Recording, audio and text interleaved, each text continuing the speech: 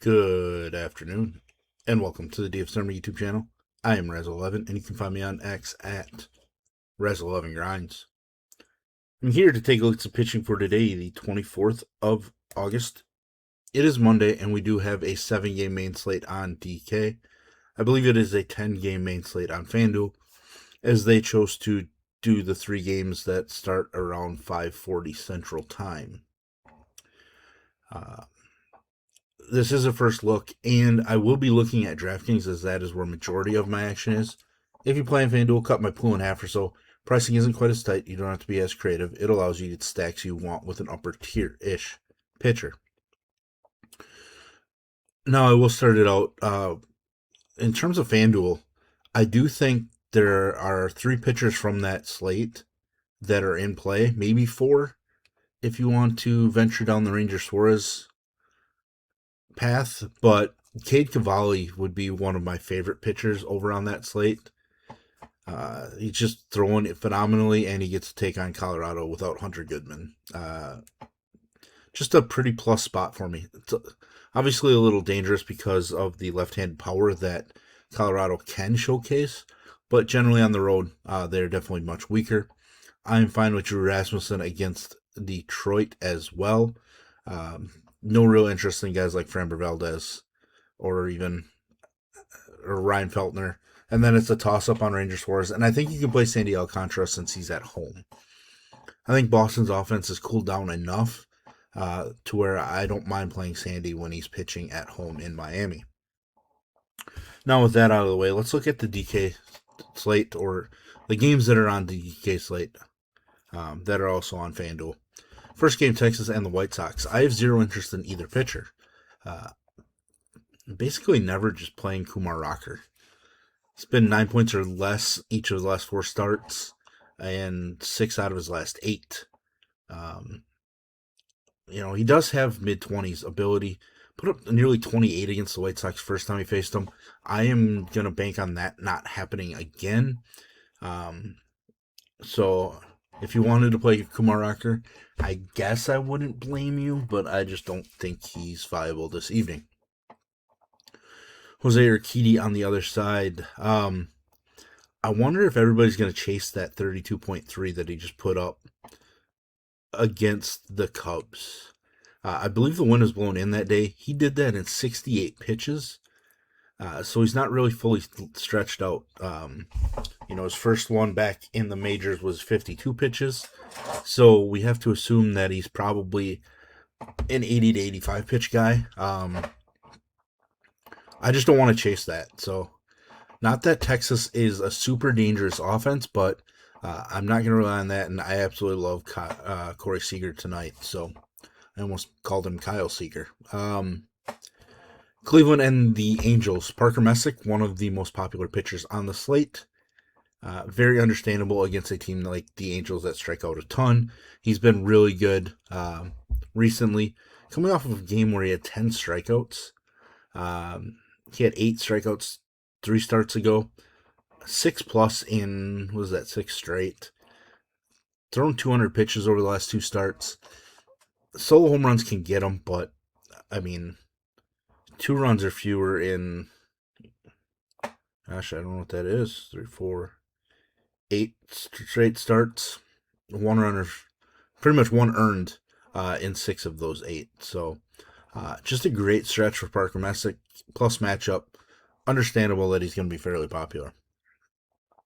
George Clausen. I've talked about his prospect pedigree a little bit previously, but the biggest issues for his first 3 starts were huge walk numbers and no strikeouts.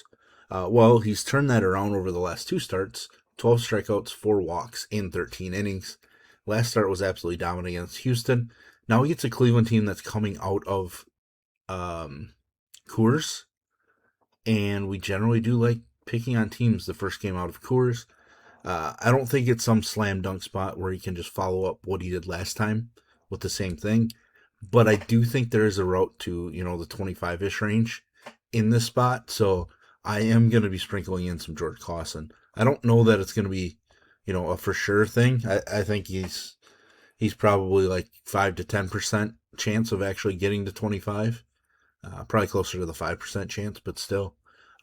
Should be decent, and I'm not sure what his ownership is projected to be right now, but I would assume it's not super popular. If it is super popular, then I kind of lose a little bit of interest in him, uh, just because we don't need to have mediocre pitching be popular. Looks like he's projected at sub 4 or sub 5% owned on DK right now.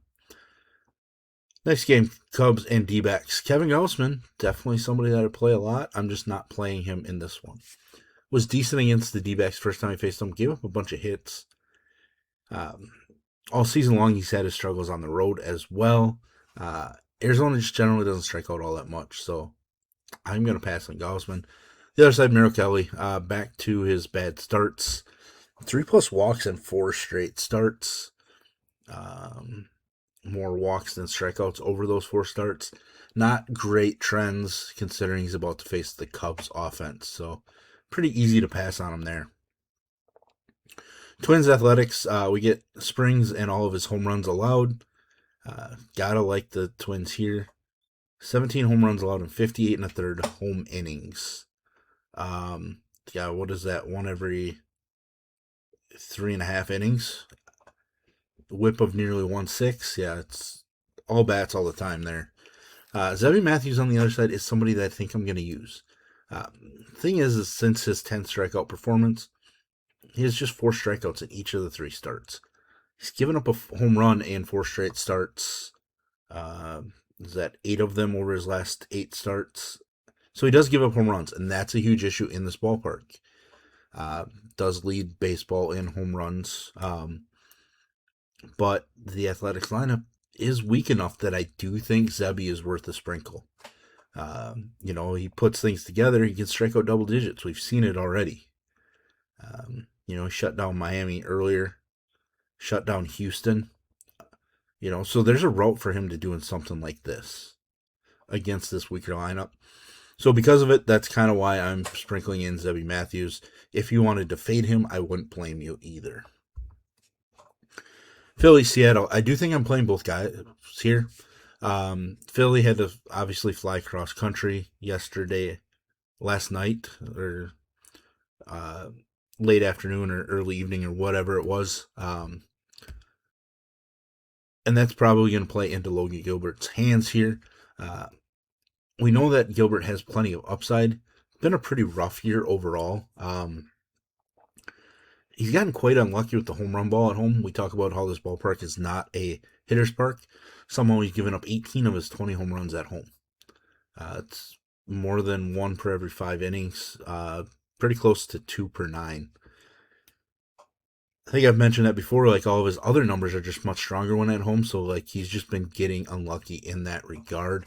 And we do kind of expect that to continue to regress towards the mean. For Logan Gilbert, there is strikeouts in the lineup, especially if Arise were to sit out again. I know he entered the game for an injured Stott yesterday, but also if Stott were to sit out as well, that does kind of weaken the lineup some. There's obviously danger in that lineup, but still, I do think there's upside where he can approach this 10 strikeout ability. 8 or 9 strikeouts would not shock me out of Logan Gilbert. So because of that, I need to make sure he's in my pool. Zach Wheeler on the other side.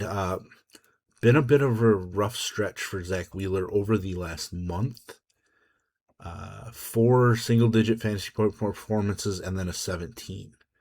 The big thing is walks. Over the last 3 starts, 10 walks to go with 18 strikeouts. Strikeouts kind of went down a little bit, but then they jump back up. So there, it's just the walks. I think he gets a good matchup. So I do think there's plenty of upside for him. It's just a matter of, do you want to use him against Seattle or do you want to use Chase Burns against San Francisco in San Francisco? I think Burns is probably 1A with Wheeler being 1B for me. Pittsburgh, San Diego, Braxton Ashcraft, super expensive. Not really a fan of how expensive he is on this slate, but 2 starts ago was absolutely phenomenal. 10 strikeouts. Things kind of came together. It's his 3rd double-digit strikeout performance of the season.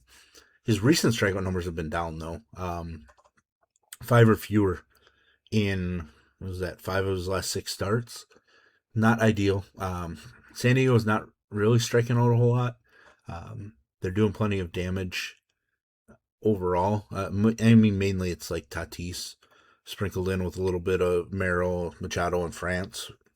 Um, I expect them to be pretty low owned and overlooked just because um, we obviously would much rather play Wheeler, Burns, and even Parker Messick. But for that reason, I do want to get 10 to 15% of them, just because like he has this ability. A 40 spot. If he's 6% owned and we have 15%, and he drops a 40, or even one of these 30 spots, we're going to be sitting in a really nice location. Obviously, pretty good pitcher's park as well for him. So I have no problem being somewhat heavier on Braxton Ashcraft. Like if you made your decision that what, I want to own him 30% and have less Zach Wheeler or Chase Burns, or Parker Messick even, then I can get behind that. Or you wanted to put all your ownership from a guy like Robbie Ray, who I didn't even talk about Robbie Ray in this game. But you wanted to take your ownership from Robbie Ray or Logan Gilbert and take it all into Ashcraft. I wouldn't blame you. It's certainly a GPP volatile decision, but I think you can get rewarded from that choice. Robbie Ray on the other side. I just need his strikeouts to show up pitching for San Diego. Just haven't been there. 10 strikeouts, 11 walks, 3 starts, a home run allowed in each start. He's gotten better in his starts with each one, so he does get a plus matchup from a strikeout upside against left-handed pitching. Blake Snell just absolutely carved them up, so it is certainly possible that Robbie Ray could get back to an upside start. Put up nearly 25 against him the first time he faced him this season, so I think Robbie Ray's probably a pretty solid overall pick. He just may not have the upside that some of the other arms do on the slate that we are using. Last game of the slate in San Francisco, my favorite ballpark for pitching. Carson Whisenhunt. Now, here's the conundrum. I like using left-handed pitching against Cincinnati. I like using pitching in this ballpark. What do I do? Right now, I am leaning towards not playing Whisenhunt, but when you see the difference in his splits, he's been pretty decent at home. So that's something we definitely have to pay attention to. Because those numbers have been decent at home, I wonder if it is a spot where there might be some upside for Whisenhunt. I'm not sure. Like, he hasn't bypassed 16.6 fantasy points all season, though. It's just that his 3 best starts are all of his home starts this season. He's got a walk issue. Strikeouts aren't all that predictable for him. Probably does keep the ball in the yard, but still, extra base hits can be a thing, for guys like Ellie, Sal Stewart, Matt McClain, etc. I don't think I'm getting the Whisenhunt, but it is something worth considering, to be honest. On the other side, you get Chase Burns. I'm going to use Burns in this ballpark. I will gladly go there. Put up 20 the first time he faced San Francisco. Didn't get a W, but looked good. Didn't strike out as many as you'd expect. His K numbers are super strong on the road. His walk rate plummets. He does give up a few more hits, but it is what it is. I think I've already mentioned it. Chase Burns is my number 1A on this slate. I still am waiting for him to put things together and have, a big time strikeout performance, like the 12,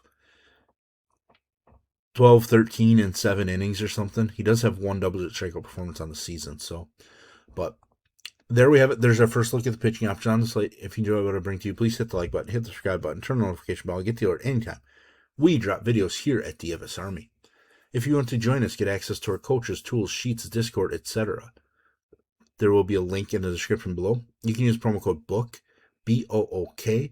That'll get you 20% off any membership on the website. There is a link to the merch store. You can check out some of the designs we have. You can check out my design. Get that on a hoodie, on a coffee cup, stickers even, I believe. Maybe even a hat, for all I know. I haven't looked at the site.